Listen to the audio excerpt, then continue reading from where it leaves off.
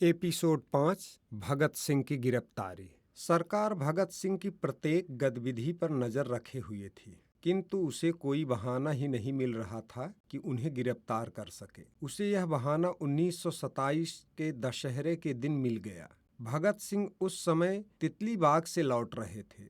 इस बाग में अनेकों प्रकार की तितलियां होती थीं। भगत सिंह को लाल पर वाली एक तितली विशेष रूप से पसंद थी। यह तितली नींबू एवं संतरों के पेड़ों पर इधर उधर मंडराती हुई उन्हें मंत्रमुग्ध कर देती थी। जब वह बाग से लौट ही रहे थे कि किसी ने दशहरे की भीड़ पर बम फेंक दिया। इस दुर्घटना में 12 व्यक्तियों की मृत्यु हुई तथा 56 घायल हुए। इस पर पुलिस ने दंगा कराने के अपराध में भगत सिंह को गिरफ्तार कर लिया, जबकि क्रांतिकारी इस प्रकार की वारदातों के एकदम विरुद्ध थे। वास्तव में बम चन्नड़ दीन नामक एक व्यक्ति ने फेंका था, जो पुलिस का ही आदमी था। उसकी मृत्यु बाद में सांप के काटने से हुई थी। यह सारा कांड पुलिस के इशारे पर हुआ था। पुलिस काकोरी कांड के क्रांतिकारियों के विषय में जानने के लिए भगत सिंह को गिरफ्तार करना चाहती थी। 1 महीने तक बिना मुकदमा चलाए उन्हें लाहौर जेल में रखा गया तथा बाद में वास्टल जेल भेज दिया गया। उनके विरुद्ध झूठा केस बनाने तथा साक्ष्य एकत्रित करने के लिए पुलिस ने भरकस प्रयत्न किए, किंतु उन्हें सफलता नहीं मिली। अंत में उन्हें 60,000 रुपयों की जमानत पर रिहा कर दिया गया। इसके बाद ना तो उन पर मुकदमा चलाया गया और ना ही उनकी जमानत रद्द की गई। तब भगत सिंह ने अपने जमानतकर्ताओं से कहा कि वह सरकार से कहें कि या तो मुकदमा चलाया जाए अथवा जमानत रद्द की जाए। अतः 1928 में उनकी जमानत रद्द कर दी गई। जमानत के दिनों भी भगत सिंह अपनी राजनीतिक गतिविधियों को चोरी छिपे बनाए हुए थे। जमानत हो जाने पर उन्हें आज़ादी से घूमने का अवसर मिल गया। इन्हीं दिनों कुछ अंग्रेज सरदार किशन सिंह के फार्म पर शिकार खेलने आए। उन्हें ज्ञात हुआ कि एक देशभक्त परिवार का पुत्र होने तथा लाहौर में अपनी राजनीतिक गतिविधियों के कारण भगत सिंह सरकार की नज़रों में आ गए हैं। सरकार का ध्यान हटाने के लिए सरदार किशन सिंह ने उनके लिए एक डेयरी फार्म खोल दिया। डेयरी फार्म में भगत सिंह का एक नया ही रूप देखने को मिलता है। वह सुबह 4 बजे उठ जाते, भैंसों का दूध दूहते, दिन निकलते ही दूध को तांगे में रखकर लाहौर के लिए चल पड़ते तथा सारा दिन लेन देन एक कुशल व्यापारी की तरह संपन्न करते। किसी दिन नौकर के न होने पर स्वयं ही गोबर भी उठाते। जमानत होते ही उनका ध्यान डेयरी से हट गया।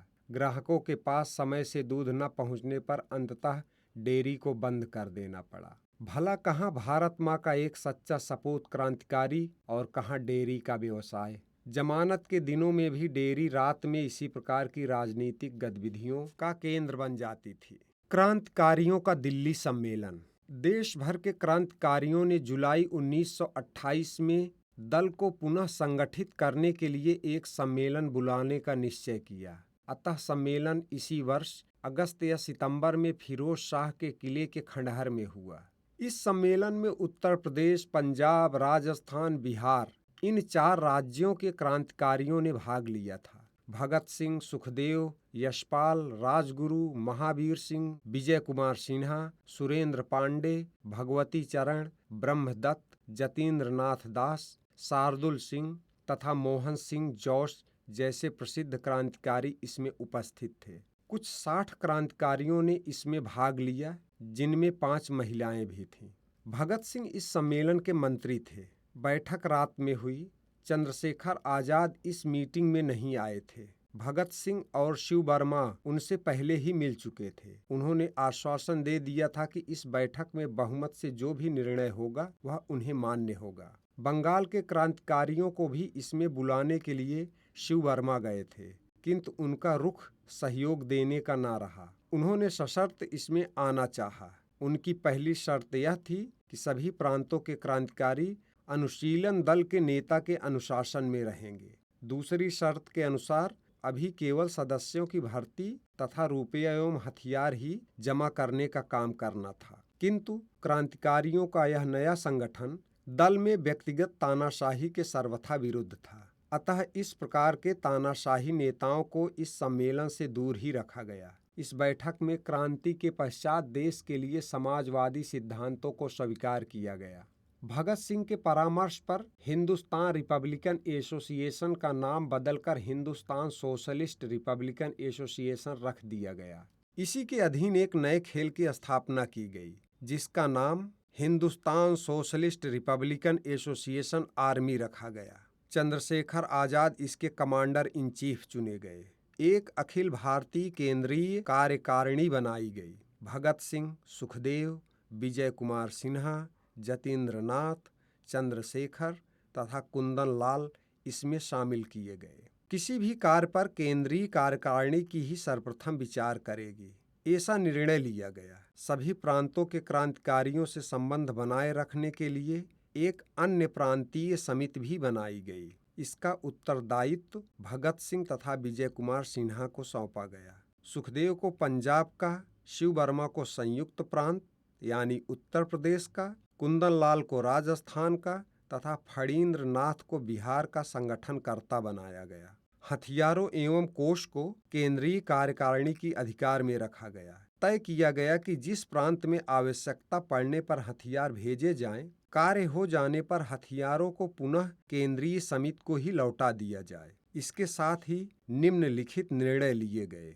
साइमन कमीशन के बहिष्कार में बढ़ चढ़कर भाग लिया जाएगा तथा उसे ले जाने वाली गाड़ी में बम डाला जाएगा। कलकत्ता, सहारनपुर, आगरा तथा लाहौर में बम बनाने के लिए कारखाने खोले जाएंगे। एक बम बनाने में निपुण व्यक्ति की खोज की जाएगी, जो दल के सदस्यों को बम बनाने का प्रशिक्षण दे सके।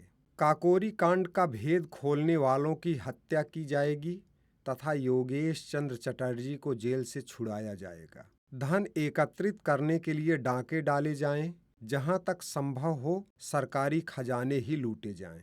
इस मीटिंग के बाद दल का मुख्य कार्यालय आगरा से झांसी ले आया गया।